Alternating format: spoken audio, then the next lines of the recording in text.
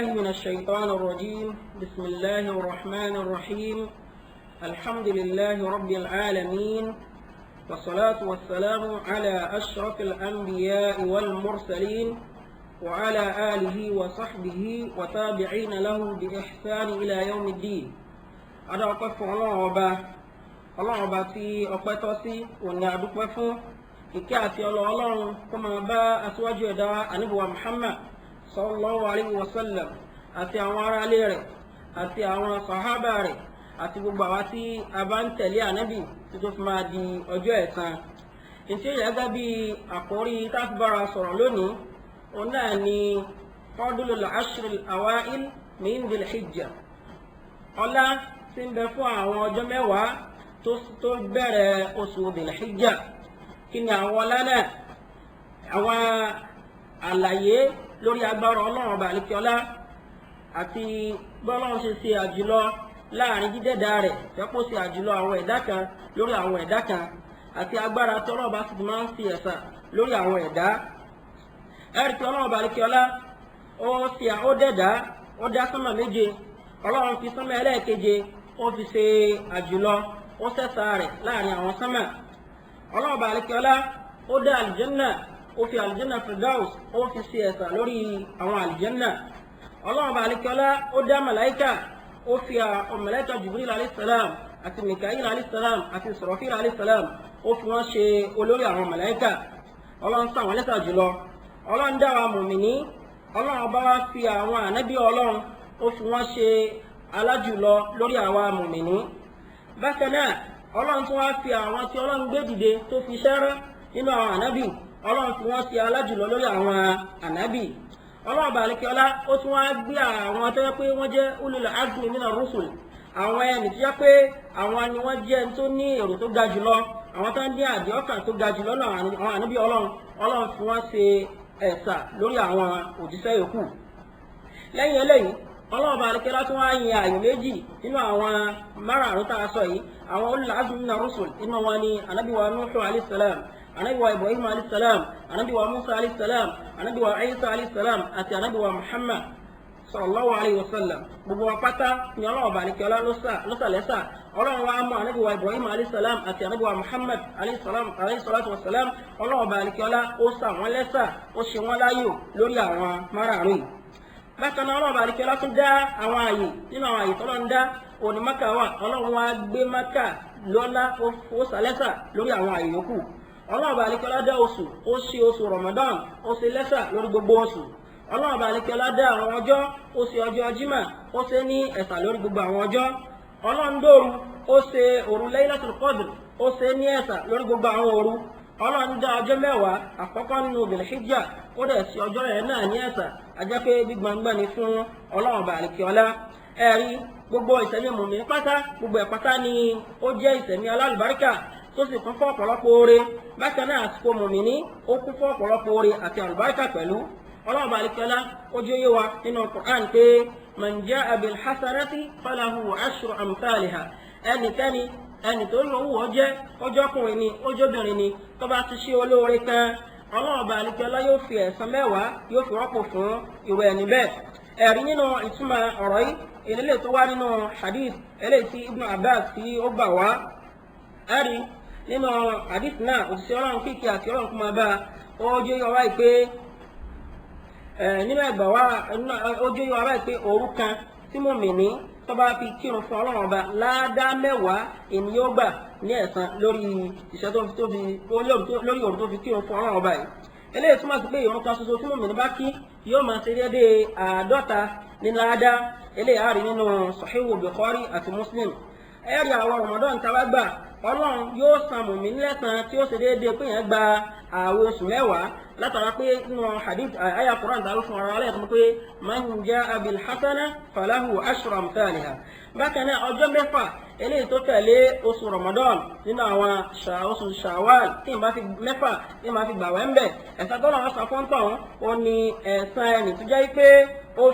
ó bá àwẹ̀ déédéé oṣù méjì. man ja'a bil hasana falahu ashru amthaliha. tábà wọnú Ibn Khuzaymah àti An-Nasa'i àárí hadith yìí ń bẹ̀. bákan náà ládàá sàárà tí ọmọnìyàn bá ṣe yóò máa ní déédéé 100 ẹ̀san ìní yóò máa ní lórí sàárà tó bá ṣe. bákan náà iṣẹ́ hajj tí ẹ bá ṣe tó jẹ́ hajj tó dáa ẹ̀san tọ́lọ́run fi sọ́ńtàn lẹ́san òun náà ni àlìjánà oníkẹ́ àlìjánà onídẹ̀ra lọ́wọ́ fi máa san òǹtàn lẹ́san. gbogbo ṣẹ́ dáadáa àti àfọ̀mọ́ orúkọ ọlọ́run tí ẹ bá ṣe àti ìwà tí ó bá kó ń bí ẹ̀ṣẹ̀ pátá àfọ̀mọ́ orúkọ ọlọ́run àti wífọ́ra ẹni má kó ń bí ẹ̀ṣẹ̀ tí ẹ bá ṣe gbogbo ẹ̀ pátá èyí yóò máa jẹ́ ẹ̀san fúnni níwájú ọlọ́run ọba àlekèọlá. kódà kí ọmọ mi ní kọ́tẹ̀ lọ́lọ́run látara ìbáṣepọ̀ pẹ̀lú àwọn èèyàn eléyìí náà tún jẹ́ eléyìí tó ní àlùbáríkà tí ọlọ́run ọba àlekèọlá tí ó sì san mùmínì ní ẹ̀san lórí ẹ̀.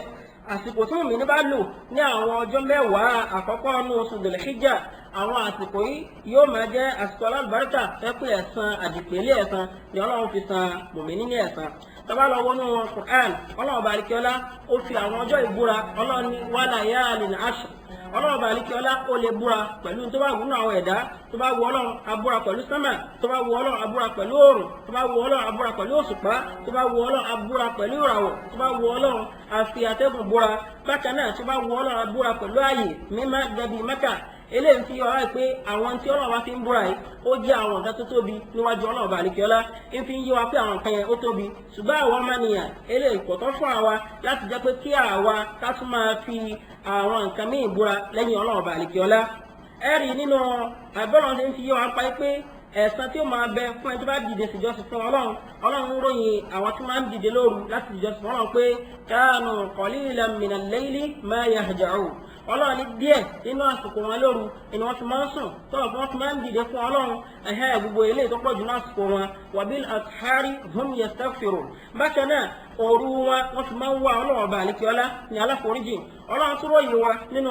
àyẹ̀mí pé tatajafa junubuhum عن المضاجع يدعون ربهم خوفا وطمعا ومما رزقناهم ينفقون àwọn mùmínì tí wọ́n máa ń dìde fún ọlọ́run lóru ọlọ́run ní wọ́n máa ń gbé ibùsùn wọn jìnnà sí ibùsùn wọ́n máa ń gbé ẹ̀gbẹ́ wọn jìnnà sí ibùsùn ní àárín òru lẹ́yìn tí fi ń jáyà ọlọ́run ọba àlekèọlá tó sì fi ń tàmà dáadáa níwájú ọlọ́run nínú tọ́lọ́ ti ṣe fún wa wọ́n tún máa ná fún àwọn aláìní eléyìí jẹ́ gbogbo àwọn nǹkan tí ọlọ́run bá fi ń ròyìn àwọn mùmínì nínú àwọn iṣẹ́ olóore tí ìyàlẹ́ máa fi àsìkò 10 eléyìí tí ó jẹ́ ti oṣù yìí tá a fi máa ṣe nínú àwọn iṣẹ́ olóore tó pọ̀ ìtẹ́yà máa ṣe nínú oṣù yìí oṣù 10 ìbẹ̀rẹ̀ oṣù yìí òun náà ni pé alákọ̀ọ́kọ́ ń bẹ̀ ìmáa ṣèrántí ọlọ́run bá àlekèọlá a máa ṣèrántí ọlọ́run ní gbogbo ìgbà nínú oṣù yìí àsìkò kan kèèyàn kò sí àsìkò kan tẹ́pa sàdáyẹrí ẹ̀fún àti ọlọ́run gbogbo àsìkò pátá òní a sì máa ṣe ìrántí ọlọ́run nínú hadith Abu Hurairah àti Ibn Umar radiyallahu anhuma àwọn méjèèjì àwọn jẹ́ kan náà sàábí tí wọ́n gba àdìsí wájú lọ ní ọ̀dọ̀ òjíṣẹ́ ọlọ́run sallallahu alaihi wasallam kí ni wọ́n máa ń ṣe tí wọ́n á di pé 10 oṣù Dhul-Hijjah tó bá dé àwọn méjèèjì wọ́n máa ṣe ìrántí ọlọ́run wọ́n máa gbé ohùn sókè láti ṣe ìrántí ọlọ́run gbogbo àyè kan máa ń lọ tí àwọn èèyàn tí wọ́n bá sì ń pàdé náà àwọn náà máa ṣe ìrántí ọlọ́run pẹ̀lú wọn nínú tí a máa ń ṣe inú oṣù yìí tí ó ní ládá tó pọ̀ wájú ọlọ́run wọn ni ká kí Al-Qur'an torí pé Al-Qur'an kíké gánà nínú àwọn nǹkan tó yẹ pé ẹ̀san tó tóbi jùlọ wọn ló sì ga jùlọ nínú ìrántí ọlọ́run ṣíṣe nínú àwọn nǹkan tá a túbọ̀ máa ṣe ó ní ká máa ṣe ìrántí ọlọ́run ọba àlekèọlá eléyìí tó yẹ pé yóò máa jẹ́ okùnfà oríire ayé àti tọ̀run fún wa ẹ̀rí ọlọ́run ọba àlekèọlá ó fi wá pé ìrántí ọlọ́run kálíbà àmọ́ pàtàkì ẹ̀ ọlọ́run fi kọ́ wọ́ọ̀rì pẹ̀lú àwọn iṣẹ́ olóore kan àwọn ìjọsìn míì ọlọ́run sọ nínú Suratul Nisa ọlọ́run fa idha qadaytumus salata fadhkurullah ọlọ́run fi ìrántí ọlọ́run ó fi kó tàbá ti ń parí ìrántí tàbá tí ìrántí ọlọ́run ní ká tún ṣe ìrántí ọlọ́run pẹ̀lú ẹ̀ tàbá tí ìrun jímà nínú sọ́ọ̀tù jímà ọlọ́run ti bọ́ ojú ìwà mẹ́ pé tàbá parí ìrun jímà tàbá tí ìrántí tá a fọ́nká àti sórí ilẹ̀ táwọn wájẹ̀ mú wa lọ ká tún máa ṣe ìrántí ọlọ́run bákan náà nínú ayé àtọ́lọ́run fi ń sàlàyé fún wa nípa àkí ọlọ́run wal tukmilul idda ká pé àwọn nǹkan ọjọ́ àwẹ̀ Ramadan wal tukabbirullaha ala ma hadakum àwọn nǹkan ọjọ́ tó yẹ pé a fi ìṣèjọsìn fún ọlọ́run ká pé ká sì máa gbé ọlọ́run tóbi lórí ìmọ̀nà tó ṣe fún wa ọlọ́run bá àlekèọlá nínú Suratu Hajj ó tún jẹ́ yọ báyìí pé nígbà tá a bá tún ọlọ́run bá àlekèọlá nígbà tí ń sọ pa hajj ọlọ́run jẹ́ báyìí pé tá a bá parí iṣẹ́ hajj wa فاذكروا الله كذكركم آباءكم أو أشد ذكرا كما شرط الله بارك ولا لجب شرطي أمام باباوا àbíká tó jẹ́ kí ìrántí yẹn kó tún lágbára ju bá a ti ń ṣèrántí àwọn àbá wa lọ tó túmọ̀ sí pé ìrántí ọlọ́run gbogbo ìgbà gbogbo àsìkò pátá ìní agbọ́dọ̀ máa ṣèrántí ọlọ́run eléyìí jẹ́ àwọn ọlá fẹ́ fà máa rí nínú àwọn oṣù yìí fẹ́ pé kí àwọn náà ká gbìyànjú gẹ́gẹ́ bí òmìnir ká kọ́rọ̀ pẹ̀lú àwọn oṣù yẹn nínú hadith òjíṣẹ́ ọlọ́run kíkẹ́ àti ọlọ́run kún abá ojú wa báyìí pé kò sí èyíkéyìí inú ọjọ́ tó lóore jùlọ fẹ́ pé mùmínì ó máa ṣiṣẹ́ olóore ń bẹ̀ ṣiṣẹ́ olóore ó wà lẹ́san ju àwọn ọjọ́ mẹ́wàá